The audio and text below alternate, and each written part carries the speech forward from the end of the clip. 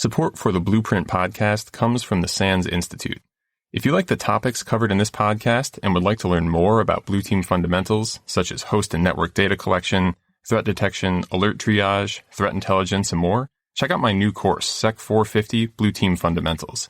This course is designed to bring attendees the information that every SOC analyst and Blue Team member needs to know to hit the ground running, including 15 labs that get you hands-on with tools for threat intelligence, SIM, incident management, automation, and much, much more.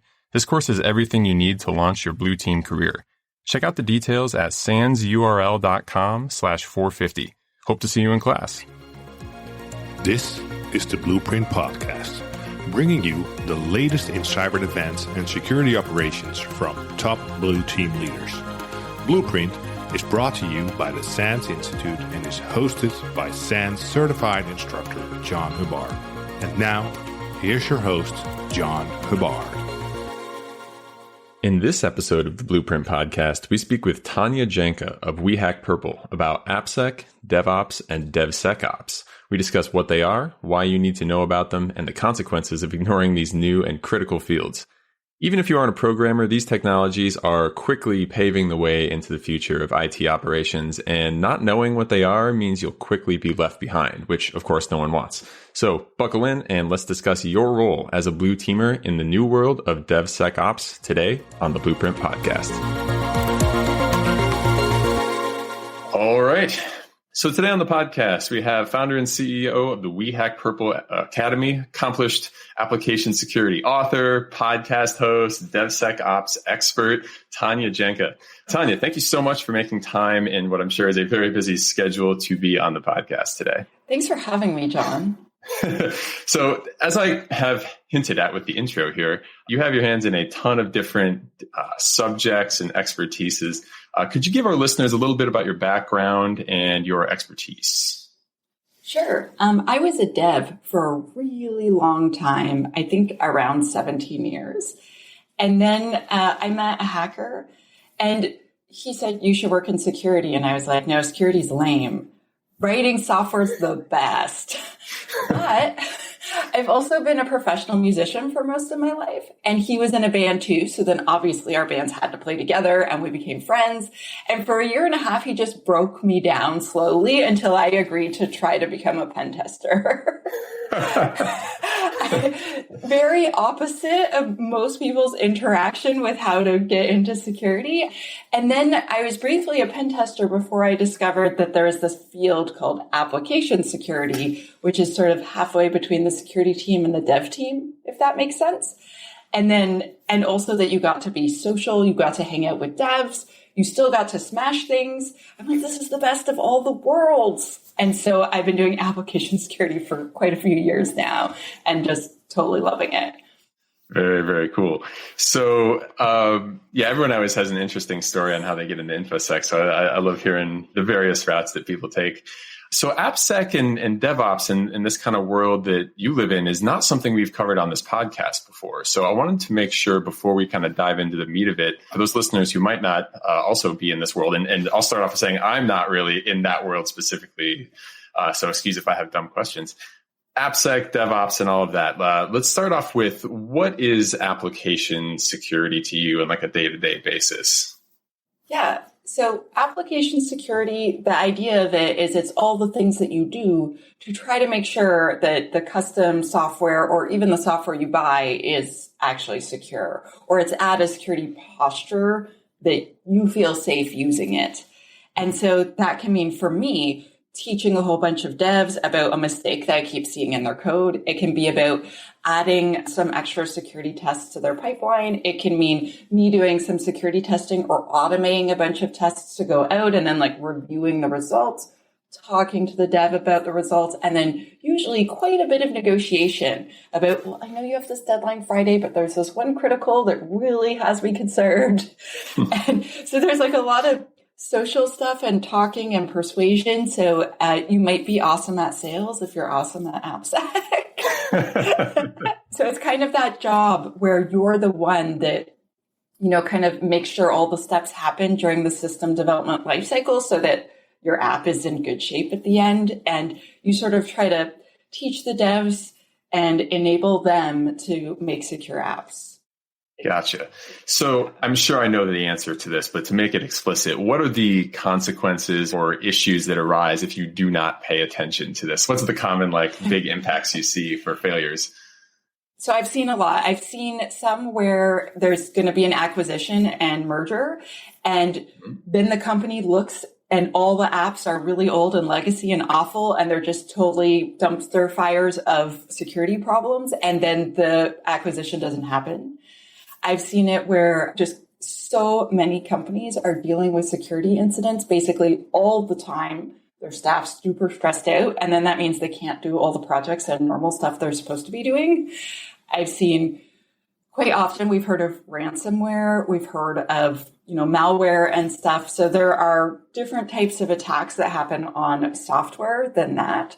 But basically where there are attacks where people can try to steal the data out of your app, or where they can try to take the data and change it, where they can bring your app down so it can't get back up, stealing secrets. Basically, all the badness that could happen with a computer can definitely happen with software. So I was expecting the technical, obviously security breaches, John, answer, but you took it much further than that, right? Your business, M&As might be broken for bad AppSec. That's a serious, high level, full business visibility problem. Yeah, I consult at a place, and so we would advise on acquisitions and mergers, and they actually took $10 million off of the price because of how much AppSec they were going to have to do. They're like, there's no AppSec program where you work. None of your staff have ever been trained. All your apps are just we ran a scanner on it and it looked like a Christmas tree turning on. And we're just, no. So it has financial consequences and also consequences for real people. So it can result in, for instance, someone attacked a water system in the United States and poisoned, I think, 15,000 people recently. And that could have resulted in death. It's absolutely terrifying. And so all of this is software. Yeah, absolutely. Very, very large consequences, clearly, with AppSec. What is it that makes getting this right so difficult? Is it that this is a newer field that people haven't been really considering in the past because they're like, let's just make it work and then we'll make it secure? What has brought about these failures? I would say there's a couple things. So I took computer science in the 90s, and there was no security class. And you would think by now that there would be tons of security class in universities or college. No. So when I talk to students, I guest lecture at universities quite often, and I'll ask them, so who here has heard of application security before? And no hands go up. I'm like, who here has heard of DevSecOps before, or DevOps? And no hands go up. Oh boy. And then I'm like, who here has heard of the confidentiality, integrity, and availability, the CIA, the mandate of every security team? And there's one cautious hand at the back. And that upsets me. I know I'm throwing the gauntlet down a bit, but academia just they're teaching and graduating 1 million computer science and software engineering students around the planet every year, approximately, and teaching them how to make insecure apps. If you look at the boot camps, I know that you're not an AppSec person, you're a hardcore security in general person, but the Hello World app that every single boot camp, every single new language they teach you, and the first thing they teach you is to put stuff on the screen that says Hello World. But the second lesson is always, how can we read input from the screen? And so they teach everyone to read the input, not validate it or check it to see if it's dangerous. And then they teach them to output it right onto the screen without output encoding. And that is the exact recipe for cross-site scripting. And then we're like, why do we have cross-site scripting in every app? I'm like, because we've taught them well with the Hello World lesson. Yeah, I mean, I've done that myself, right? I went through C and various coding classes. And I was definitely never taught any of that stuff. Why do you think that is? Is that because the mindset is hey, let's just show them how to make it work first, and then later on we'll teach security, but that day never comes? Where would you put this in a curriculum for a coder going through, a university or whatever? I would say it totally makes sense to not teach them in the very first lesson about security, absolutely, and teach them the idea of input and output and all of those things. But I would intertwine little tiny lessons from the beginning because I'm very biased and I love AppSec.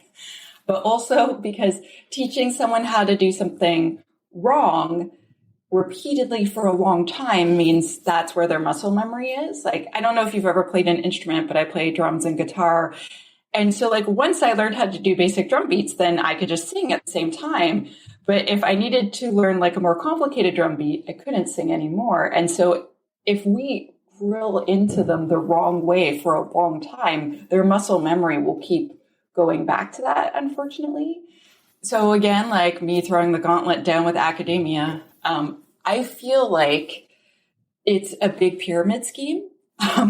So the way that, you have to be a PhD to teach, to become tenured, and only some people become tenured. And then if you aren't willing to go through their big scheme, then you teach as an adjunct professor. And do you know how much adjunct professors get paid? It's basically volunteer work. I've had all these universities reach out to me and they're like, oh yeah, we want you to teach AppSec for us. And I'm like, great, that sounds awesome. I have an amazing course. I have a bunch of courses. I wrote a book. I'm like, yeah, I'm down. And then they're like, we would like to pay you 4,000 Canadian dollars, which is approximately 3,000 American dollars. And I'm like, okay. And they're like, so you're going to teach 2 times per week and then mark courses. Plus there's a lab time. So it'll be around 12, 15 hours per week for 16 weeks. And I'm like, oh, so the $4,000 is per week? And they're like, no, that's for the whole thing. And I'm just like, I can work at McDonald's and make better money. Are you kidding? And they're like, well, you don't have a PhD, so you're not valid as a human being because we have this pyramid scheme and you haven't gone through it, Tanya. And so it's like they're trying to really hard to protect this old system rather than doing what's actually right for their students, which would be making sure that they're being taught new things. Like I literally talked to a bunch of computer science students. I guest lectured in person the last time in January of 2020. And I said, okay, so, I'm going to explain AppSec and DevSecOps. And then I was like, does anyone know what DevOps is? And they had never heard of it. And then I said, does anyone know what Agile is? And one of them said, I heard about it on my co-op term. I'm like, are they teaching you waterfall? And they're like, yeah. And then I looked at the teacher and I must have given like the death stare because he actually went like this. And I was just like, so the teacher, he was the cybersecurity teacher and he actually is the CISO for the province that I live in Canada and has been basically volunteering to teach at the university so that they can learn some security. And so he's covering CIA, identity, and all those things. And he's like, yeah, I basically volunteer at the university because I just can't stand by and not have this happen. And he's like, I would teach them DevOps if I knew that. Like, I know. But we can't expect that people are just going to volunteer their time for universities that make billions of dollars. Hey, could you come do this for free and do that for free? I'm like, no, you're rich. I know, because we can see. They're like, could you come in and do this for free and that for free? And I'm like, no, I'm going to do that for a community group instead, where they let everyone attend for free. You charge these students like $5,000 per year. You can pay me. So I have some feelings, obviously. So it's a multifaceted problem, right? Some of the problem is that we're not sharing information maybe as much as we could because of capitalism. So like, I feel like, for instance, the Canadian government has CSIS and CSIS is full of, or CSIS and CSE. So CSEC, the Canadian Security Establishment, the Communication Security Establishment Canada. I'm so embarrassed because I know so many people that work there. But CSEC is full of like these super brilliant geniuses that know all about it. And I'm like, you should teach Canadians. And they're like, we're not a school. Like, we have to secure Canada. We're kind of busy. And I'm like, but you're so smart. And then it kind of falls into that, like, you just have the subset of people who have the time and are willing to teach, for maybe a less than they could make otherwise. And so we have an underserved segment of students, right, with all these people out there that are taking different opportunities. Yeah, that's an interesting kind of perspective and highlights, I think, that's a problem that's probably common in a lot of different, areas, right? Moving on to DevOps. How would you summarize what DevOps is and how that leads into DevSecOps and where we are today with this, the modern way of creating an application and making sure you're doing it right and efficiently and quickly? So DevOps is a modern way of making software. So it's partially about a culture. So you can't really do DevOps properly unless you also have a culture around DevOps. It's where dev and ops don't work in silos anymore. So ops being the people that support the apps and the operating systems and all of the platforms basically that the software lives on, and the devs making the software and maintaining, like writing bug fixes, etc. And so they've sort of joined forces, usually into one team. And the idea is that they automate as much as possible. They give feedback as quickly as possible. Whatever they do, they work to try to make the entire system faster as opposed to just their part. Because I remember back in the day being like, I made an app, toss it over the wall to ops. That's their problem now. But now we don't do that. Now ops is our friend. And you follow, so I follow the practices of Gene Kim, Patrick Dubois, all those folks that wrote the DevOps Handbook, Accelerate, the Phoenix Project, the Unicorn Project, with the idea that there are 3 ways of DevOps. So the first way, speed of the entire system. So not just your part, very fast feedback, which for security is awesome because we want to give them security feedback as soon as we are able to. And then continuous learning and making time to improve your daily work. So previously, what we did with software like Waterfall is we would talk to the client and ask them what they want. And then we would proceed to build for 6 months, 9 months, a year, and never get feedback. We're like, no, you can't see it yet. It's not done. It's not done. And then, we would show it to them. They'd be like, what is this? That's not what we asked for. And if you look online, you can see stats anywhere from 30 to 70% of waterfall software projects fail. Yeah. And DevOps projects do significantly better. And so, DevOps, quite often to do DevOps, you use an automation to release your software, and automation for testing your software, automation for tracking every single thing you can. And it makes life a lot more fun. Automation, like making things automated, is super fun. And then not doing boring, repetitive work is also super awesome. And there's less errors. So you can tell I really like DevOps. Yeah, I mean, we're all about that in any kind of security team as well. It's like, we don't want to click the buttons we don't have to click, right? Like, let the machines do the machine work. Let the people do the people work, right?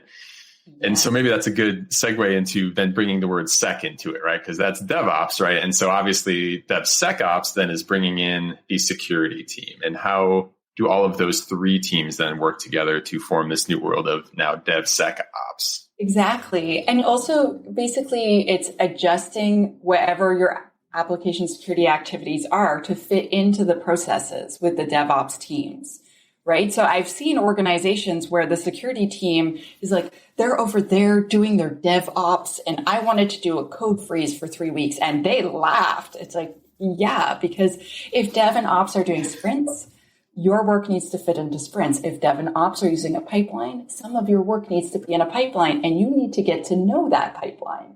And so if they have these processes that are working really well, you want to weave your security through them. And that's DevSecOps, the automation of application security and the reconfiguring of our brains so that we're supporting the way they're doing stuff, as opposed to kind of like fighting and clashing with them.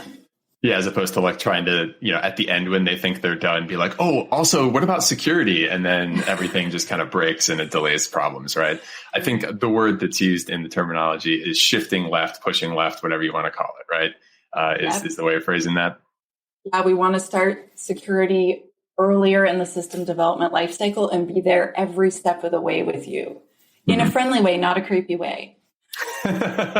So in a practical sense, if a development team's been given, here, we need this new application, new code for a web app or whatever it is, how does the security team get involved in like every step of the way? Could you give us an example of what that would actually look like?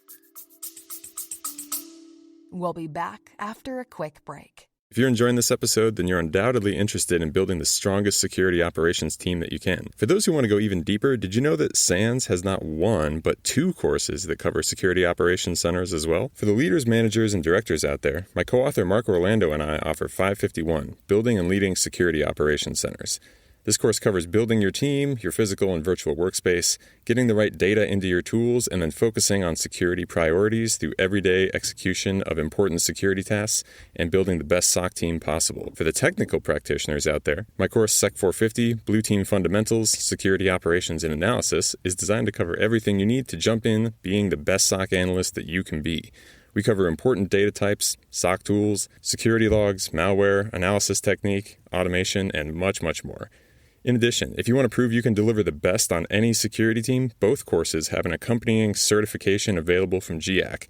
That's the GSOM for 551 and the GSOC for 450. Check out both courses and free demos available on the SANS website. You can get registered today for an in-person course at one of our many events, or go to On Demand and take either class anywhere at your own pace. Thanks for listening. Yeah, so if there's a project starting, assuming COVID wasn't a thing, I would walk on over to the project manager, be like, "Hi, I'm Tanya. I'm your security person for this project. What's up? I would like to come to your project kickoff meeting." And then I would announce at the kickoff meeting, "I'm your guy. If you need any security things, I'm here for you. I'm going to add some security requirements to your project so that from the beginning, you know what I desire to have happen. And then when you go through your design, I want to come hang out with you for one of your whiteboarding sessions. And then I want to point out potential security problems. And then I want us to fix them together. And then, when you're doing secure coding, I want to enforce some secure coding things with you. So I'm going to talk about hey, these are some things I'd like to see. And could I test that? Or could I show you this cool tool?" And I also want to talk to the project manager about adding a security sprint, depending upon how long the project is. So if it's a 6-month project, maybe one security sprint around 2/3 through. So I'll have found a bunch of bugs and things by then. And it's I want you to just fix bugs for 2 weeks for me. But if it's not in the schedule, it's not going to happen, right? So I feel like AppSec's a lot about relationships and talking to people and influence and not annoying the crap out of devs. Because I had a meeting just yesterday with one of my clients, and, we're meeting with one of the super high up devs. And I was explaining to him, "Listen, this is a negotiation. I don't have the power to actually force you to fix the things. I have seen devs go in and mark all my bugs as fixed, and I know they're not fixed. So I want to have a real conversation with you about what can actually happen and what can happen later. Because I know you have a deadline, but you know that I'm worried about there's nothing worse as a security consultant if your company gets hit and it was something you knew about that you did not fix." I'm a different client, we installed check marks and scanned everything, and it found 40,000 problems. Yeah, and I said, we all laughed. And then I was explaining to him, so I'm going to tear through a bunch of these and come up with things that actually worry me and ask you to fix them. And I'm and then in 4 weeks from now, I'm going to come and see you again and be "Oh yeah, there's this other thing." And he's "But it's the same thing you already found." I'm "I know, but if I hand you 25 things and ask you to fix them, you're going to get stressed out. Because when I was a dev, I didn't like that. So I'm going to ask you about the most important 3 things, give you time to fix them, test them that they're okay. And then I'm going to go and give you 3 more things. And I'm just going to keep slowly giving them to you rather than giving you this giant report that I know you can't do, because this app is in maintenance. This isn't a thing that you open and fix every day. But every time you open it, I want you to fix one of my bugs. Right? And he's "She's less scary than the last consultant." If I can summarize that, it's making your presence known from the start, right? And saying, "We are security people. You have security questions. We are here to answer those questions," maybe helping them with those unknown unknowns, right? You don't know what you don't know about security because they're not security people, right? So just saying "Hey, have you thought of this?" In that right kind of spot. And then facilitating what I assume is testing and automation with security tools, and then maybe helping them understand and interpret those results. Is that how that goes? Yeah, I would also say, so a lot of places I worked when I was a dev, there was no guidance about what the security team wanted from us. So they'd always say, "No, not that, you suck." Well, what am I supposed to do? You should know. And so I try really hard to do the opposite of that. So literally every new project, here's your security requirements. every single new design, I'm like, here's design concepts that I'd like to see applied. Can you pick one that we can put in, like defense in depth or least privilege, et cetera? Like, I see an opportunity here. I want a threat model, even if it's just super informal and it's 1 hour with the dev and business person to talk about what we can see, whiteboard it. Is there encryption here? Do you have authorization and authentication there? Are you validating the input from that API that's from our third-party provider? Because like, what if that's not good? And I have like a list of questions I just ask, and then we fix those things. So like every step of the way. So for when they're coding, secure coding guidelines, like I need these 17 things from you as a minimum.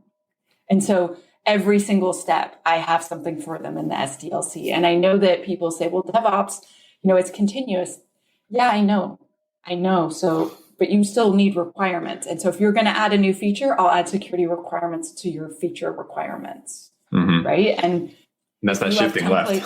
Yes. And if you have templates for your org, then it's a lot of, I used to joke it was a basket. I'm like, oh, you're doing a file upload? Oh, this is in your basket now. What else are you doing? And then I would just like toss things in, and then I'd be like, here's your requirements. And they're like, okay. But eventually then we had code samples to share too. Right. Mm-hmm. And so like once your org has done a thing, I'm like, oh, actually this other team's already implemented that. So you can just copy their code because we pen tested it last month. So you don't even have to write it again. I just saved you like 2 weeks. Very cool. So we as security team, I guess, might be involved in would be not only, of course, being present from the start, but in like the build pipeline, or you're like putting in all of your security bag of tricks, right?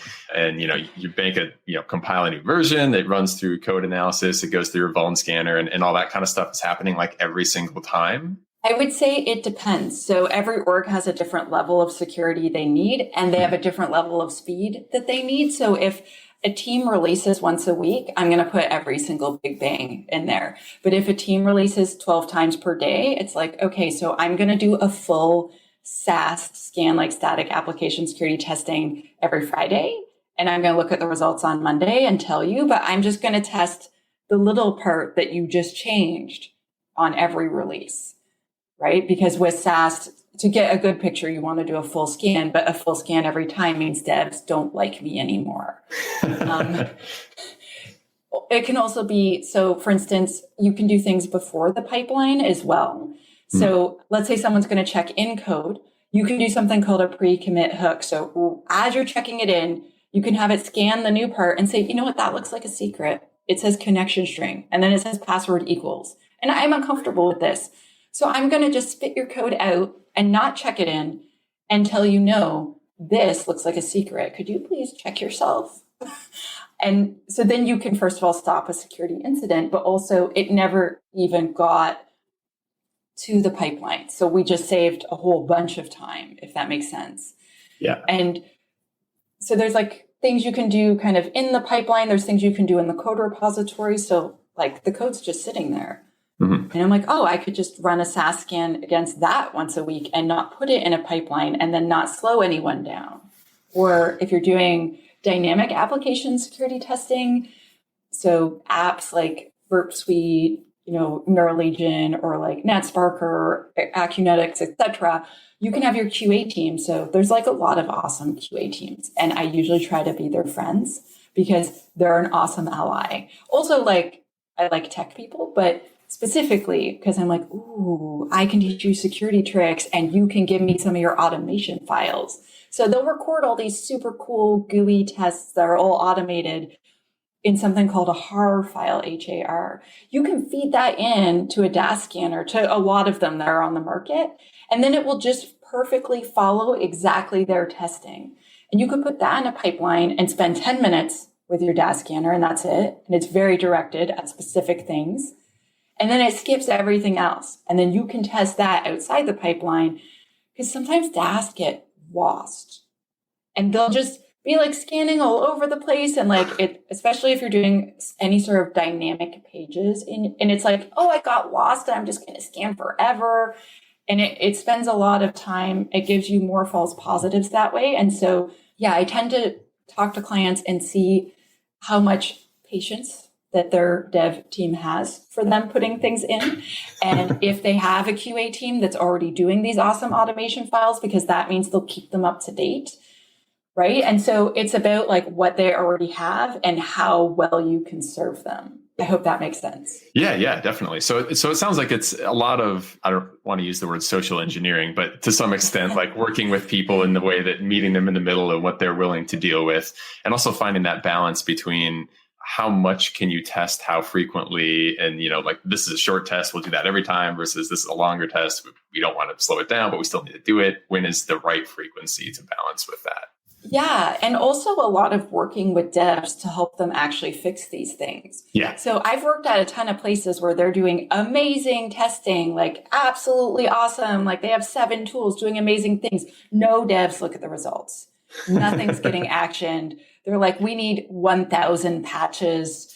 And so I'm like, so that's what we actually want to talk about. Like, I know you're like, Tanya likes making fancy pipelines, and I do. That's super fun.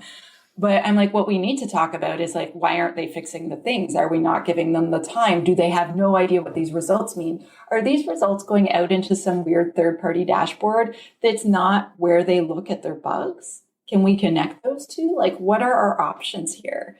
Quite often, it's that the devs either are given literally 0 time to work on it, or they just don't know what to do. And like, I remember having someone, send me an automated scan tool report, and none of it had been validated. It was this big mess. And it was like, in my receiving opinion, it felt like your app sucks. Here's your report. And just explaining to them, this is what this means, and like triaging the results with them. Okay, so like that's actually not a sensitive value. So we don't need to freak out that it's in the code.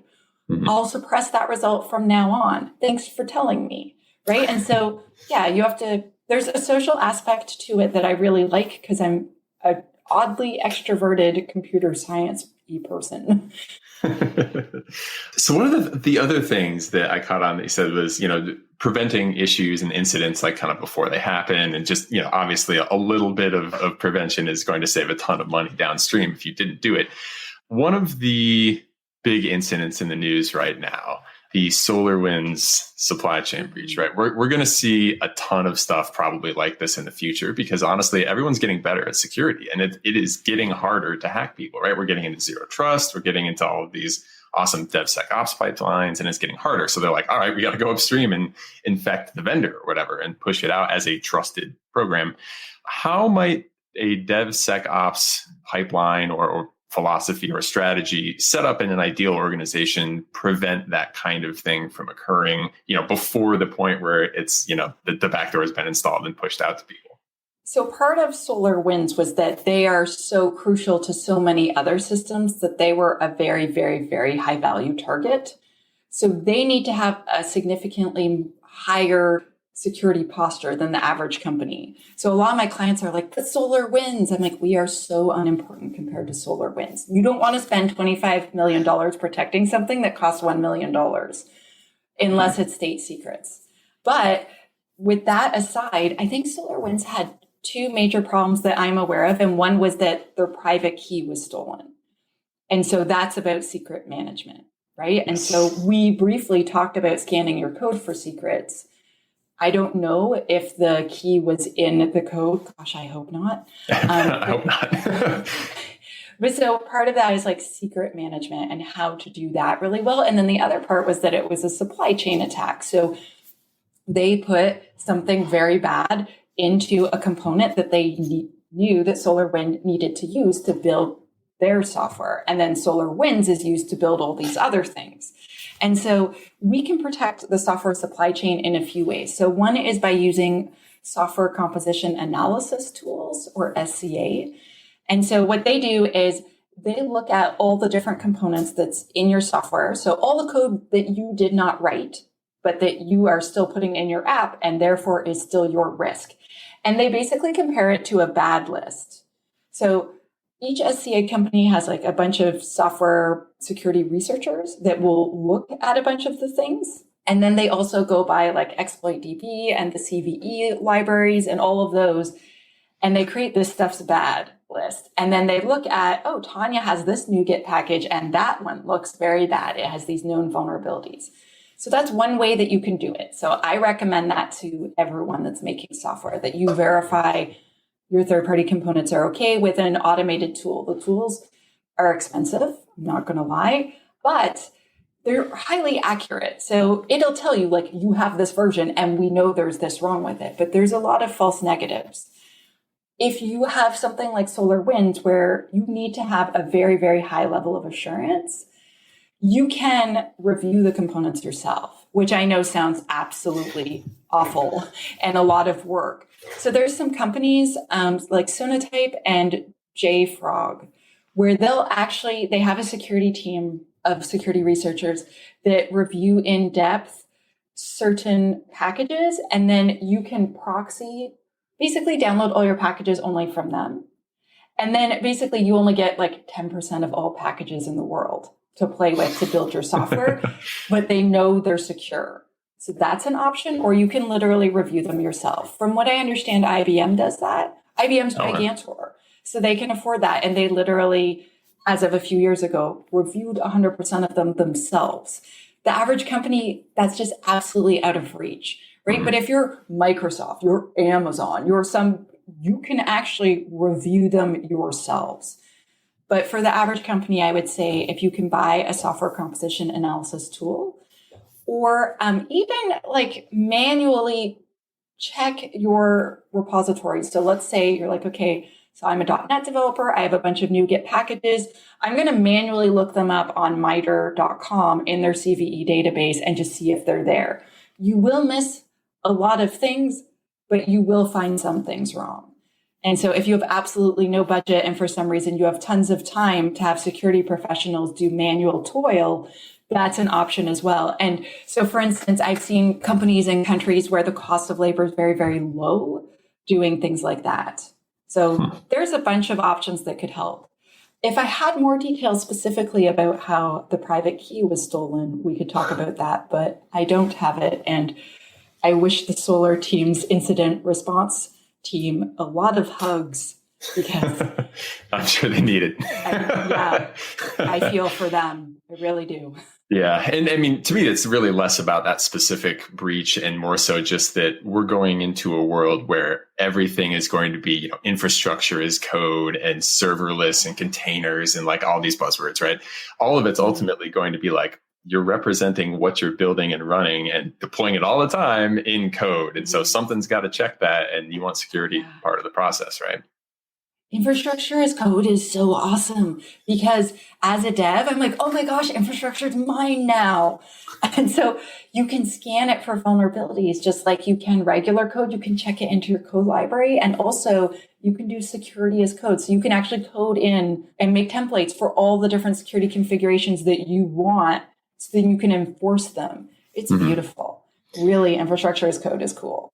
Yeah, it's a real like mind shift, but it's so incredibly cool and efficient. Like, yeah, I love it as a concept too. Just being like, I can just write this text file and the whole network will spring into existence in a couple minutes. That's insane, right? I hope it's secure.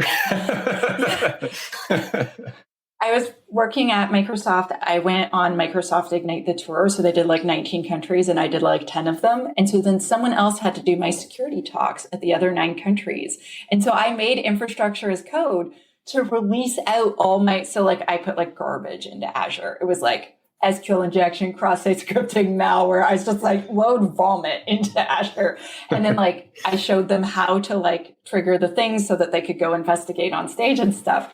And they're like, yeah, to set up Tanya's app, I just like click these 3 buttons and then it set up my demo. And I'm like, yes.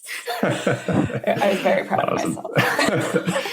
So with all this stuff, coming on very, very quickly in the last couple of years, obviously the pace of invention here is super high. Where do you see this going in the next maybe 3 to 5 years? I see a lot more education happening. I see a lot of companies investing in their employees so that they stay. I see a lot of companies modernizing, because otherwise the best employees will leave so that they can go do DevOps.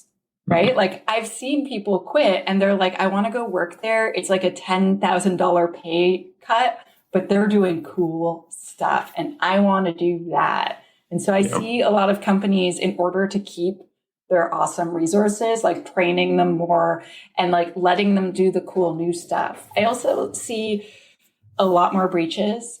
I'm really hopeful that the governments of our world will take up some governance on this and start making like certain demands. So GDPR was a nice step. The privacy stuff from California, that's good. Canada has actually amazing privacy laws. I'm hoping one day we actually ever enforce them. That would be super cool. We're like super polite. We're like, oh, you broke the law and stuff. Please don't do that. It would be cool if we enforced the law. Yay, us. So I see the government slowly catching up. I hope that they'll talk to the security industry and have us weigh in rather than just have a couple staff members come together to build something. So I hope they reach out and let us contribute because there's a lot of big brains in industry and not all of them work for the government. But yeah, these are my hopes. Yep. There's a lot of work to be done, it sounds like, and plenty of help needed in all respects. For those who are interested in this and want to get into it, where can we find additional information, resources on this, and where can we find all of your stuff online? Okay, so I wrote a book called Alice and Bob Learn Application Security, and it is basically for any dev or anyone who works in IT, you can read it and then understand all the basics of AppSec.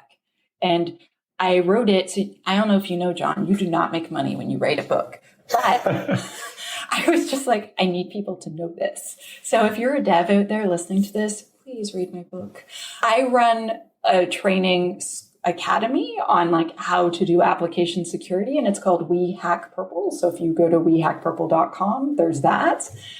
Every Monday on Twitter, I run a program, I guess, called Cyber Mentoring Monday. So if you use the hashtag Cyber Mentoring Monday, every Monday, a whole bunch of us now across the industry offer to connect people with professional mentors. So if you have 2 years or more experience with what you're doing, you could be a mentor. Even to just tell someone what it's like to do your job so they understand if they want that job or not, or recommend a book, or meet with someone online and have a virtual coffee with them and talk about, why you chose your career, because that might be the information that helps them decide.